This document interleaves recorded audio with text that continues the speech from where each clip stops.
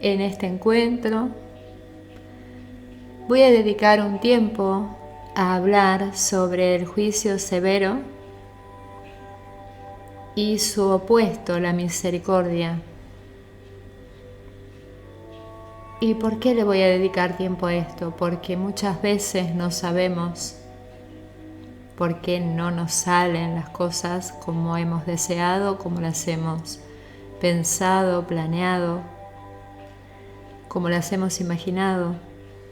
Y no sabemos exactamente qué es lo que estamos haciendo mal. Y esto que te voy a contar en este encuentro tal vez te sirva para hacer un autoanálisis, para hacer una revisión y para encontrar tal vez luz detrás de estos conceptos que son una profundización del conocimiento que de alguna manera tenemos, tal vez hasta intuitivamente sabemos que es así, no lo queremos reconocer o ver, o nos parece que no tiene impacto, que no tiene efecto aplicarlo desde este lugar, pero es que sí lo tiene.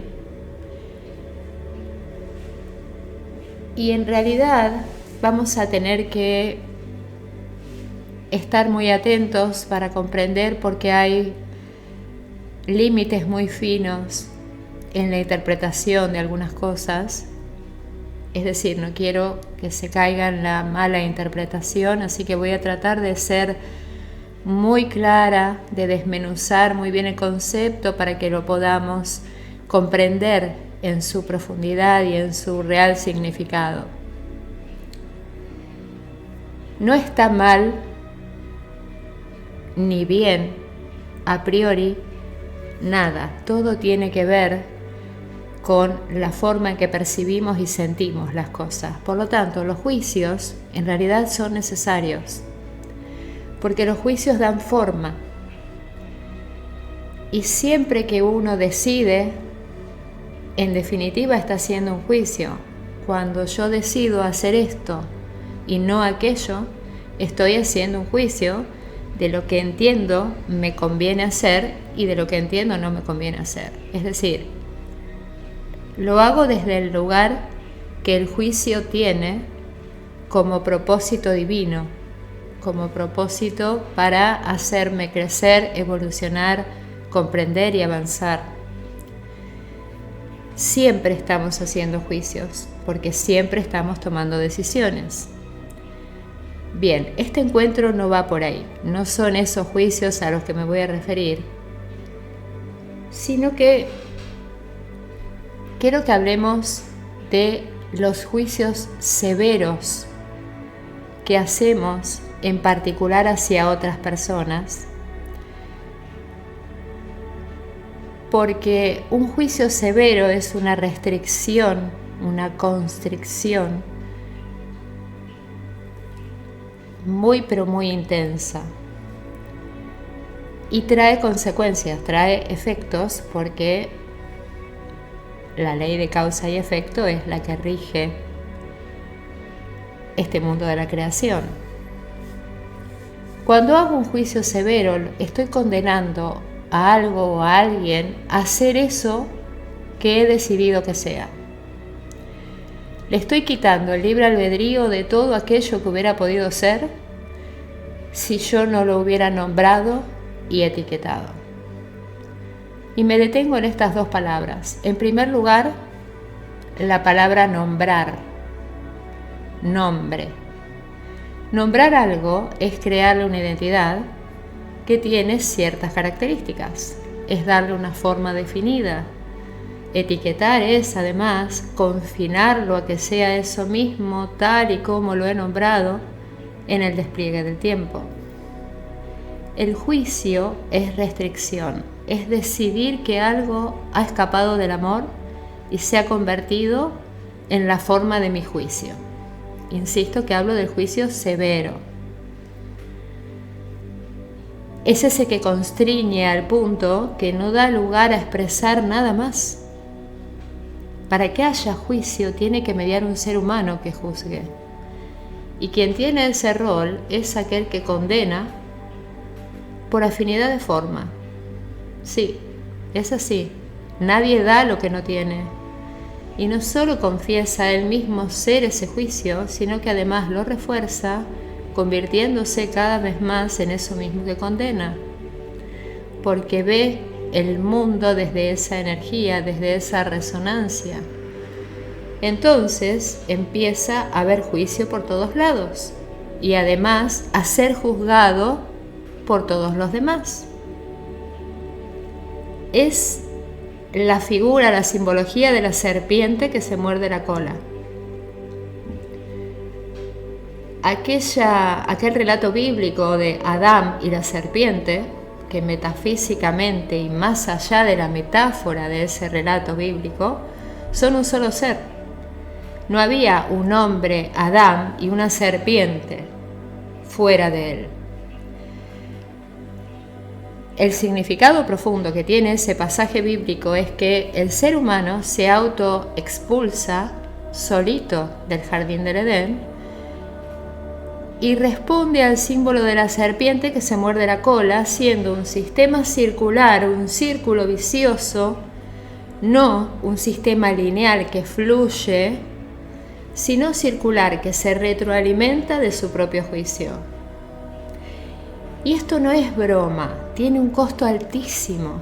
Parece que no importa lo que yo diga del otro, pero la palabra crea y la emoción con que la impregno lo materializa.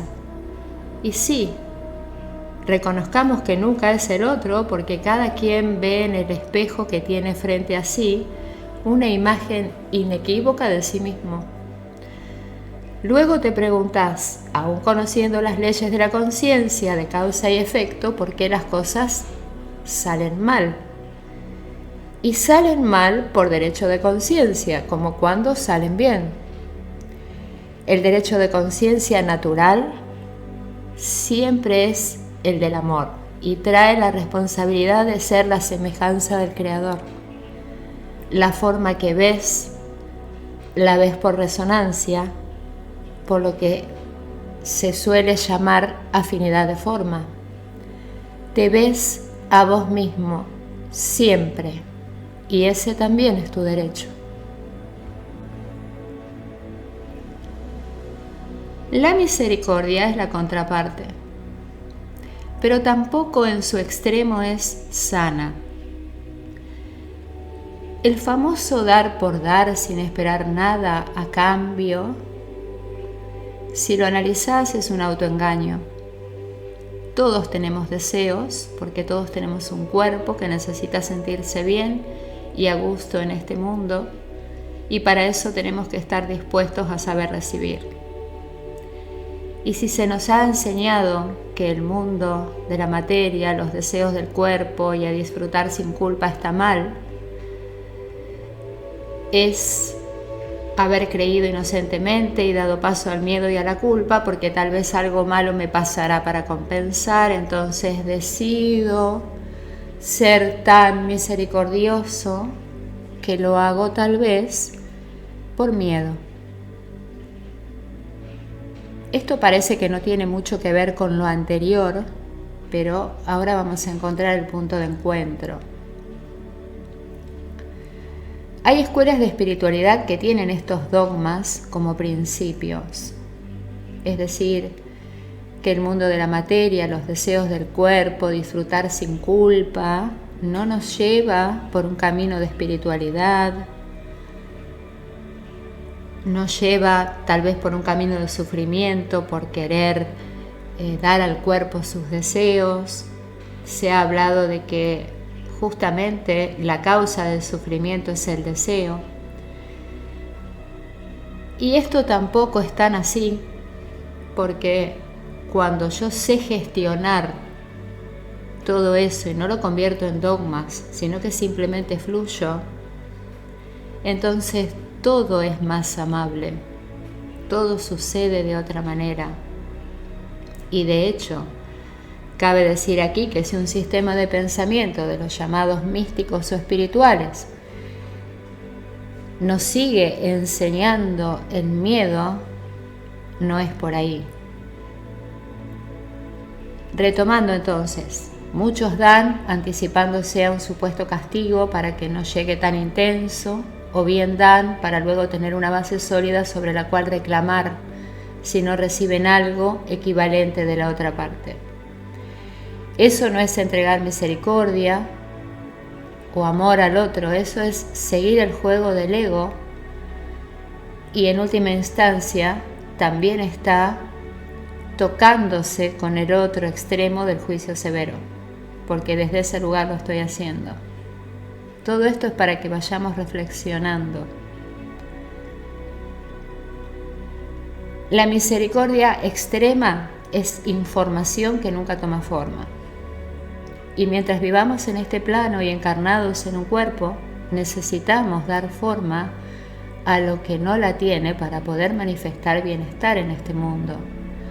Dar y dar, porque sí, solo confiesa que no tengo, y muchas veces hasta encubre, como dije recién, un juicio severo, algo así como: veo que no tenés, que sos menos que yo, y además soy tan buena persona.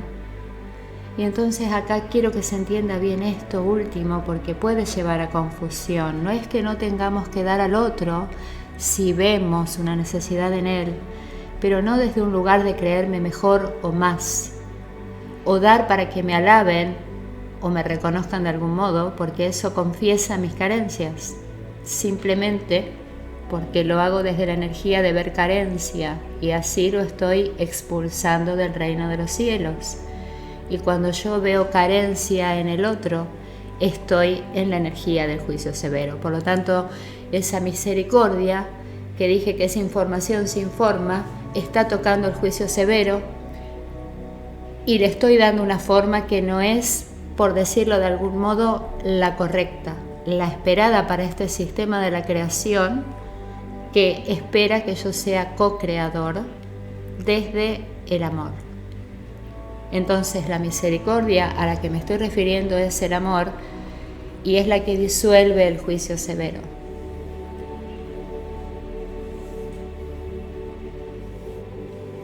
¿Qué quiero decir con esto? Que somos un canal del Creador, cuya naturaleza es dar amor, no dar limosna.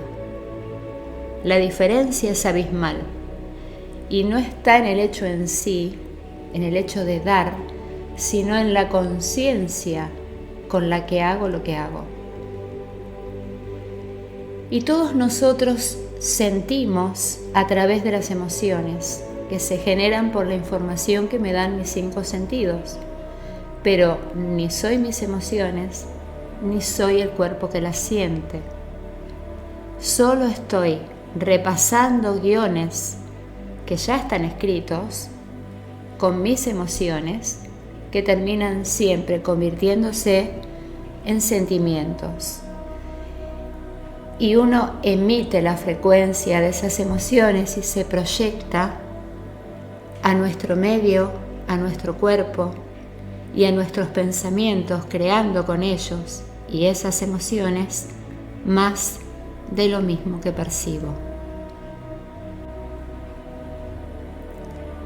Lo que no estoy disfrutando crea esta contracción, porque seguramente hay un juicio severo, constreñido detrás. Y un juicio siempre, siempre, siempre es hacia mí, nunca es hacia el otro. Y además crea más juicio. Y ya que el otro me sostiene el espejo y está allí, tendré que empezar a percibirlo desde la misericordia bien entendida, que es amor. Porque ¿sabes qué? Nadie necesita de mi opinión sobre él. Primero porque lo que veo siempre es superficial, por lo tanto mi opinión es subjetiva. Soy yo misma, yo mismo, viéndome ahí. Además porque desconozco su camino, sus motivaciones y su historia, porque no he caminado con sus zapatos. Y lo que me muestra en la superficie es lo que estoy dispuesto a ver de mí mismo, de mí misma. La emoción es un sistema de visión, si lo queremos ver de este modo. Si nosotros emitimos la vibración de las emociones y sentimos en función de eso. Y eso que sentimos es producto de la emoción que generamos. Si estamos en el juicio, aparecen los resentimientos, que en sí son sentimientos que volvemos a sentir. Resentir es volver a sentir. Entonces tenemos que volver a sentir, pero no ahora desde el lugar ni del juicio severo, ni de la culpa, ni de la victimización, ni desde un ego que necesita ser masajeado porque en realidad se siente atacado y vulnerado. Si volvemos sobre los resentires, estamos volviendo sobre los juicios severos hacia nosotros mismos, porque por más que pongamos a un actor adelante, siempre es hacia mí, y estoy repitiendo la experiencia de la expulsión del jardín del Edén, porque no dejo de ser la serpiente que se muerde la cola. Esto es, si yo no percibo o no recibo la información y el aprendizaje que implica reconocer esa constricción, ese juicio, sigo poniendo gente delante que me vuelve a mostrar ese sentir, el resentir, hasta que entienda que es mío y aprenda, es decir, perdone y lo trascienda. No somos el cuerpo ni sus emociones, pero sí somos la inteligencia que es capaz de controlar a la emoción. En eso se sostiene el desarrollo de la espiritualidad. Es el control de la emoción, es lo que se suele llamar madurez emocional. Por ejemplo, si algo me enoja mucho y me hace gritar, no se trata de reprimir el grito. Eso no es madurez o control de la emoción, sino que se trata de aprender a percibir de una manera distinta esa situación para que no me dé ganas de gritar. ¿Se entiende esto? Muchas escuelas de espiritualidad también hablan de que el ego es el enemigo de los enemigos, y en un punto claro que puede llegar a serlo, pero esto no es absoluto. El ego, como todo, tiene un propósito divino y fuimos creados así, por lo cual, a priori, no debe haber nada malo en él. El ego en realidad es una tecnología maravillosa si la sabemos utilizar. Lo necesitamos primero que nada para la supervivencia, luego para armar un personaje y para que me indique cuáles son mis deseos, qué quiere mi cuerpo para estar bien. No puedo disolver el ego mientras estoy vivo, no hay manera. Pero no puedo ir con mi ego como escudo y como excusa para hacer caer a quien tenga que caer. Tengo que ir con mi ego como sistema de aprendizaje y utilizarlo para verme con amor, para poder ver la perfección que hay detrás de cada hecho en donde mi ego se ve atacado o amenazado, porque es desde la comprensión profunda de mis fantasmas desde donde me puedo desarrollar y evolucionar en conciencia, trascendiéndolos y perdonándolos. No hay nadie afuera que pueda hacerme daño. Siempre estoy yo en medio de ese aparente daño que el otro me hace. Mi ego vulnerado me muestra siempre la luz oculta que espera ser revelada, y al disolver su rigidez, lo utilizo para poder avanzar, para subir y para ayudar desde el lugar de la misericordia. Es decir, haciendo una síntesis, tengo que ver al otro con amor, con misericordia, porque es la manera en que me voy a ver a mí mismo. El otro me sostiene el espejo, siempre estoy conmigo misma, no hay nadie más. Y cuando voy a hacer un ejercicio de manifestación, tengo que ir con el perdón por delante.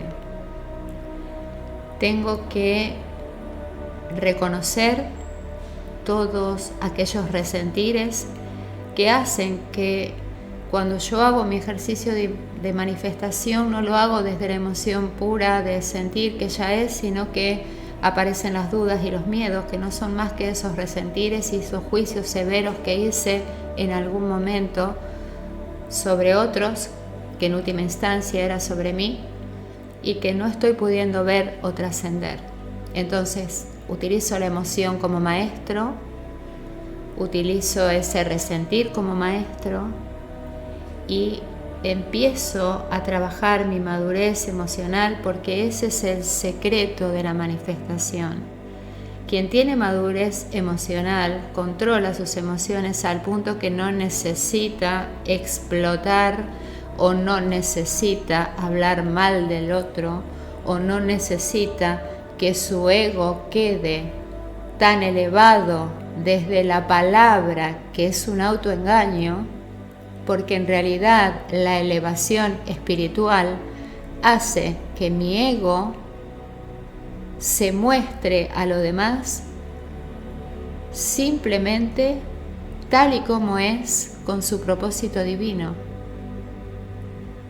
El tener el deseo de algo para poder precipitarlo en este mundo y que la creación que ya está terminada tome forma, pero no una forma caprichosa, no la constricción del juicio, no la rigidez de mi ego que no me permite la expansión de mi ser. Esa es la manera correcta de crear la realidad que quiero ver. Me convierto en todo lo que creo, me convierto en todo lo que digo, me convierto en todo lo que hago. Entonces, un buen camino espiritual, sin seguir ninguna escuela en particular, es empezar a trabajar la madurez emocional, y cuando mis emociones aprendan a estar en resonancia con mis deseos sin tener que meterle todos los condimentos de la negatividad, ahí las cosas empiezan a suceder solas. Eso es soltar. No es soltar el deseo, es soltar la resistencia, es soltar el juicio, es soltar la falta de perdón. Eso es soltar. Luego mi mundo se acomoda solo y tengo que estar dispuesto a recibir esas sorpresas que a veces le llamamos milagros y que no son milagros. Es simplemente empezar a ver que todo puede fluir si me muevo desde el amor. El creador, la luz infinita, es amor, no tiene otra definición. El amor todo lo abarca, por lo tanto no puede tener opuestos. Es mi fragmentación la que hace que yo vea los opuestos por todos lados. Entonces, a eso que le llamamos contraste no es más que la resistencia a fluir con amor.